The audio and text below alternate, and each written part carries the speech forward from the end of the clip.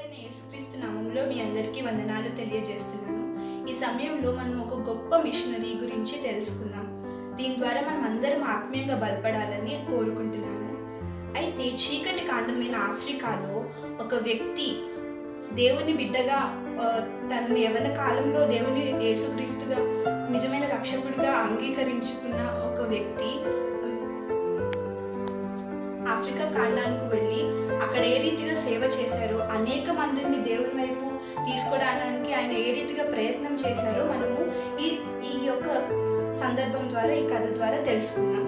అయితే David Livingstone అనే ఒక గొప్ప మిషనరీ స్కాట్లాండ్లో జన్మించారు. గ్లాస్గో అనే ఒక పట్టణంలో, స్కాట్లాండ్లోని గ్లాస్గో అనే ఒక పట్టణంలో ఆయన జన్మించారు. ఆయన ఒక నిరుపేదమైన కుటుంబంలో జన్మించారు. వారు నిరుపేదలు అయినప్పటికీ వాళ్ళ కుటుంబం దేవుని సన్నిధిలో ఎంతో ఆత్మీయంగా ఉండేది.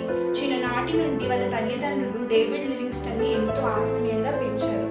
అయితే ఆయన 10 సంవత్సరాల వయసులోనే ఒక ఫ్యాక్టరీలో పనిచేయడం ప్రారంభించాడు. ఆయన కేవలం 10 సంవత్సరాలు ఉన్న వయసులోనే ఆయన ఒక బాల కార్మికుడిగా అందులోకి జాయిన్ అయ్యి అందులో పని చేస్తుండేవాళ్ళు. ఆయన 12 గంటల సేపు డేవిడ్ లివింగ్స్టన్ ఆ కర్మాగారంలో పనిచేసేవారు.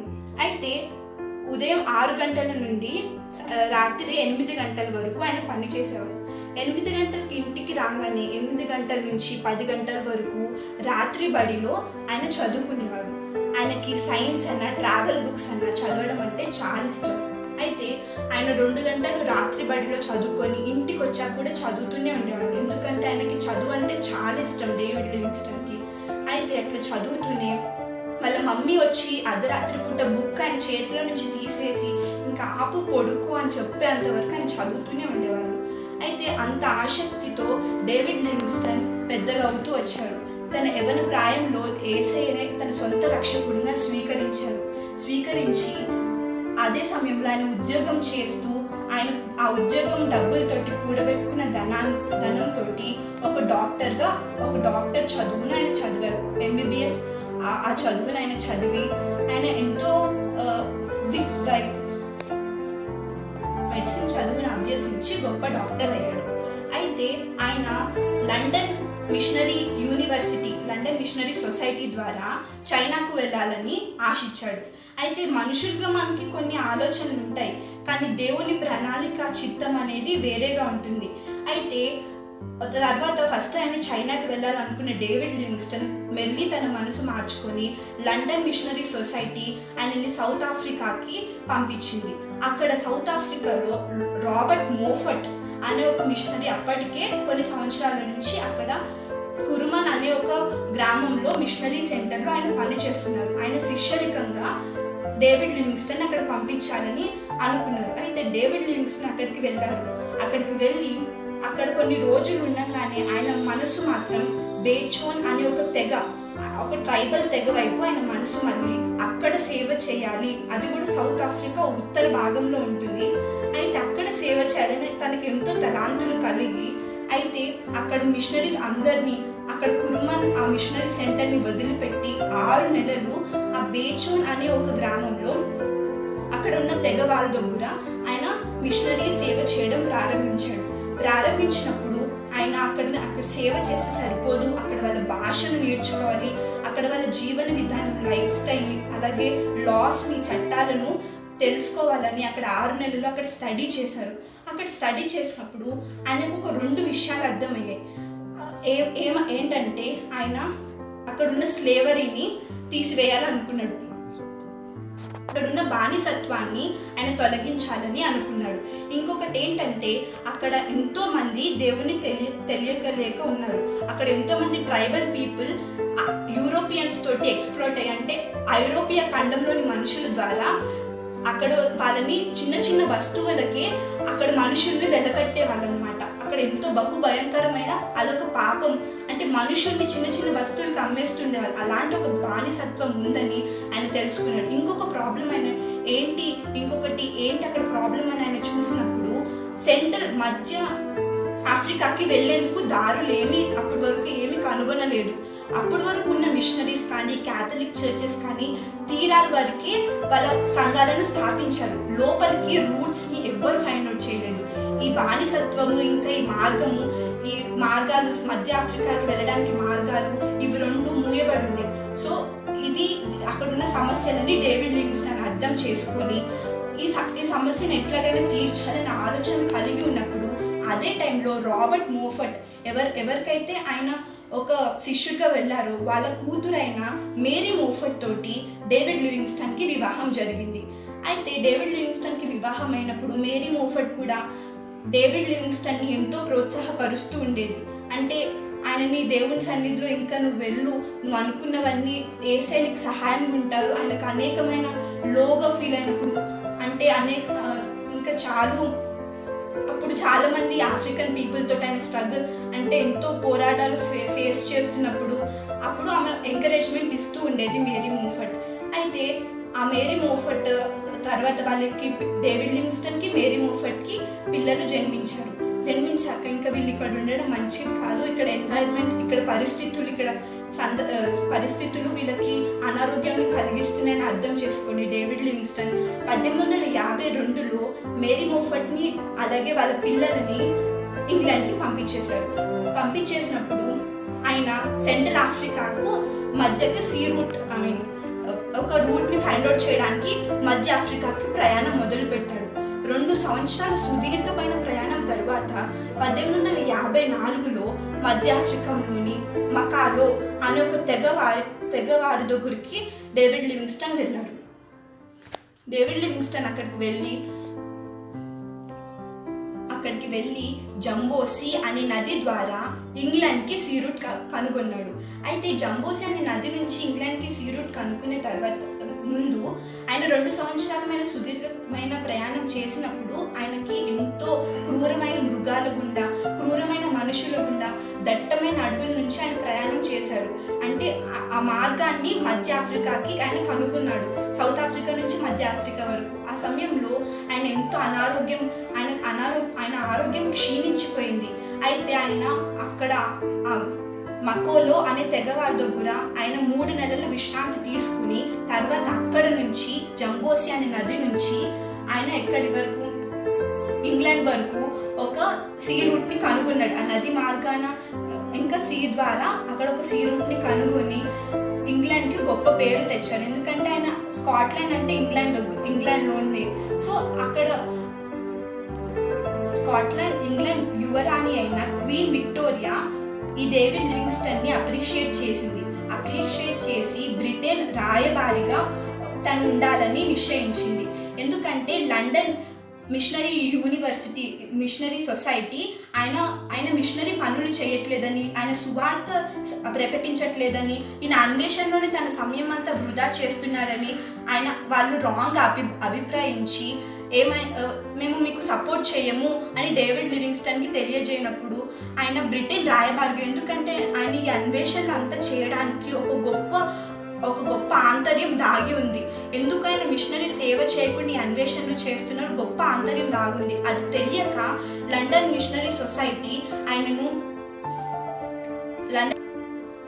లండన్ మిషనరీ సొసైటీ ఈయన ఇంకా మిషనరీ సేవ చేయట్లేదు, ఈయన అన్వేషణ కోసము మా సొసైటీని వాడుకుంటున్నారని దురభిప్రాయంతో ఆయనకి సహాయం చేయాలని అనుకోలేదు.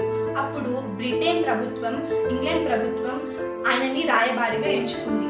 ఆ సమయంలో ఆయన మెల్లి సెంట్రల్ ఆఫ్రికా నుంచి ఇంకొక రూట్ని ఫైండ్ అవుట్ చేయాలని వెళ్తున్నప్పుడు ఒక పెద్ద జలపాతం ద్వారా ఆయన వేరే రూట్కి ఆయన ప్రయాణం మళ్లించబడింది. దాని ద్వారా ఆయన కనుగొనాలనుకున్న ఆ మార్గము ఆయన కనుగొనలేకపోయాడు. దీంతో బ్రిటన్ ప్రభుత్వానికి ఆయన మీద విశ్వాసం తగ్గి ఆ సమయంలో ఆయన ఎంతో దుఃఖంలో ఉన్నాడు. ఆయన చేయాలనుకున్న పని చేయలేదని ఎంతో దుఃఖంలో ఉన్న టైంలో అదే సమయంలో వాళ్ళ భార్య మేరీ మోఫట్ కూడా చనిపోవడం జరిగింది. ఆయన దుఃఖం కాస్త ఆవేదనగా మారింది. ఆ సమయంలో ఆయన 1 year ఆయన విశ్రాంతి తీసుకున్నాడు. ఆయన అనేకమైన మార్గాలు, అనేకమైన అన్వేషణలు చేస్తూ ఎన్నోసార్లు ఫెయిల్ అవుతున్నప్పుడు ఒక 1 year రెస్ట్ తీసుకొని తిరిగి వేరే ఒక సొసైటీ ద్వారా మళ్ళీ అన్వేషణ చేయడం ప్రారంభించినప్పుడు ఆయన సెంట్రల్ ఆఫ్రికాలోని 2 పెద్ద సరస్సులకు మార్గాన్ని ఆయన కనుగొన్నాడు. ఈ రీతిగా ఆయన 3 సాహస యాత్రలను చేశాడు. ఒకటి సౌత్ ఆఫ్రికా నుంచి సెంట్రల్ ఆఫ్రికాకి ఒక రూట్ని కనుక్కున్నాడు. ఇంకొకటి సెంట్రల్ ఆఫ్రికా నుంచి అదే రీతిగా ఇంగ్లాండ్కి ఒక సీ రూట్ని ఫైండ్ అవుట్ చేసి క్వీన్ విక్టోరియా ద్వారా ఆయన అప్రిషియేషన్ పొందుకున్నాడు. ఇంకొకటి ఆయన 2 సరస్సులకు ఆయన సీ రూట్ని ఫైండ్ అవుట్ చేశాడు. ఆ 2 సరస్సులకు ఆయన ఒక మార్గాన్ని కనుగొనే టైంలో ఆయన కొన్ని రోజులు కనిపించకుండా పోయాడు. అంటే ఆయన సమాచారం ఎవరికి తెలియలేదు. ఆ టైంలో అందరూ ఈయన చనిపోయారని ఎన్నో వార్తలు వచ్చాయి. కానీ దేవుడు ఆయనను అక్కడే సరస్సు దగ్గర ఉన్న ఒక చిన్న ట్రైబల్ గ్రామంలో ఆయనను సురక్షితంగా ఉంచారని తిరిగి ఆ సొసైటీ పంపించిన ఒక బృందం ద్వారా తిరిగి వాళ్ళు తెలుసుకోగలిగారు. అదే సమయంలో ఆయన ఇంకా చాలు, నా లైఫ్లో నా జీవితంలో నేను అనేకమైన అన్వేషణలు చేసి అలసిపోయాను, నేను మిషనరీగా ఇక్కడికి వచ్చింది ఒక చిత్తం అయితే కానీ ఈ అన్వేషణ చేయవలసి వచ్చింది అని అనుకుని బాధపడుతూ ఆయన ఒకటే కోరుకునేవాళ్ళు, దేవా మోకాలుని మాత్రమే నేను మీ సన్నిధిలో మరణించాలి అని డేవిడ్ లివింగ్స్టన్ ఎప్పుడు ఆశిస్తూ ఉండేవాళ్ళంట. ఆయన జీవితంలో ఆయన కొంతమందిని ఒక చర్చ్ కూడా ఆయన స్థాపించలేకపోయాడు. ఆయన జీవితం మొత్తం అన్వేషణలు చేస్తూనే గడిపారు. చివరిగా డేవిడ్ లివింగ్స్టన్ 1873లో మరణించారు. ఆయన ఏ ఒక్క ఆత్మను రక్షించకుండానే, అంటే కొంతమందిని రక్షించినప్పటికీ ఒక సంఘంను స్థాపించలేకపోయాడు. ఆయన ఇంగ్లాండ్కి వెళ్ళినప్పుడు, వాళ్ళ భార్య వాళ్ళను చూడడానికి ఇంగ్లాండ్ వెళ్ళినప్పుడు ఆయన ఒక యూనివర్సిటీస్ అనే ఒక మిషనరీ సంస్థను స్థాపించి అనేకమైన మిషనరీస్ని అక్కడున్న కొన్ని దినాలలో అనేక మంది మిషనరీస్ని డేవిడ్ లివింగ్స్టన్ తయారు చేసి ఆయన ఒకే ఒక మాట చెప్పారు, నేను ఆఫ్రికాలో ఎటువంటి మిషనరీ సేవ చేయలేకపోతున్నాను. దానికి కారణము అక్కడ సెంట్రల్ ఆఫ్రికాలోని ప్రజలు అనేక మంది క్రూరత్వం కలిగి ఉన్నారు, మనుషులను ఎంతో హింసిస్తున్నారు. సో అలాంటి ప్రాంతంలో మనము సేవ చేయాలి, అక్కడ మిషనరీ పరిచర్య చేయాలి అని వాళ్ళందరూ నిశ్చయించుకొని, కానీ అక్కడికి వెళ్ళడానికి రూట్స్ అన్నీ మూసివేయబడి ఉన్నాయి. అక్కడికి వెళ్ళడానికి ఈ డేవిడ్ లివింగ్స్టన్ అనే వ్యక్తి అక్కడికి ఆ రూట్స్ని కనుగొన్నాడు. 3 పెద్ద మార్గాలను అక్కడికి కనుగొని 3 సాహస యాత్రలను చేసి ఆయన చనిపోయాక ఆ మార్గాల నుంచి అనేక మంది మిషనరీస్ వచ్చి అక్కడ కోట్ల మందిని రక్షించారు. ఆయన బ్రతికినప్పుడు ఆయన ఒక్క ఆత్మను కూడా రక్షించలేదు, కానీ ఆయన అన్వేషించిన ఆ మార్గాల ద్వారా అనేక మంది అక్కడ రక్షింపబడ్డారు. అదే రీతిగా ఆయన ఇంకొక గోల్ స్లేవరీ, బానిసత్వాన్ని ఆపివేయాలని, అక్కడున్న ఆ స్లేవ్ ట్రేడ్ని, బానిసలను అమ్మే ఆ ఒక్క వ్యాపారాన్ని ఆపేయాలని అనుకున్నప్పుడు అది కూడా ఆయన విజయవంతం చేశాడు. ఆయన ఎంతో కృషి చేసి అక్కడున్న యూరోప్ వాళ్ళతోటి, ఐరోపియా ప్రజలతోటి పోట్లాడి కృషి చేసి ఆ బానిసత్వాన్ని తన వంతుగా ఆపడానికి ఆయన కృషి చేశాడు. ఆయన ఒక అన్వేషకుడుగానే ప్రజల దృష్టిలో ఉన్నారు. కానీ ఆయన అన్వేషించిన మార్గాల ద్వారానే ఇప్పుడు అనేక మంది మిషనరీలు వెళ్తూ అక్కడున్న ప్రజలను రక్షిస్తున్నారు. కోట్ల మంది యేసుక్రీస్తుని తన సొంత రక్షకుడిగా స్వీకరించుకోగలిగారు.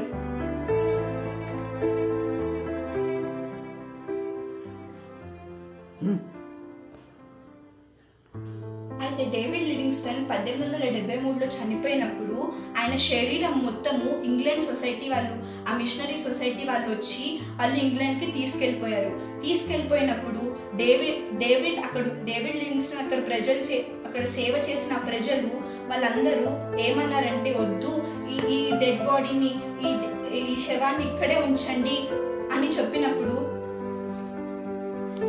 అయితే ఇంగ్లాండ్ సొసైటీ ఇది కుదరదని చెప్పినప్పుడు అట్లీస్ట్ కనీసము డేవిడ్ లివింగ్స్టన్ యొక్క గుండెనైనా ఇక్కడ ఉంచమని వాళ్ళు ఎంతో ప్రాధాయపడినప్పుడు ఆ గుండెను అక్కడ ఉంచి ఆ డేవిడ్ లివింగ్స్టన్ యొక్క డెడ్ బాడీని తీసుకెళ్లడం జరిగింది. అయితే అప్పుడు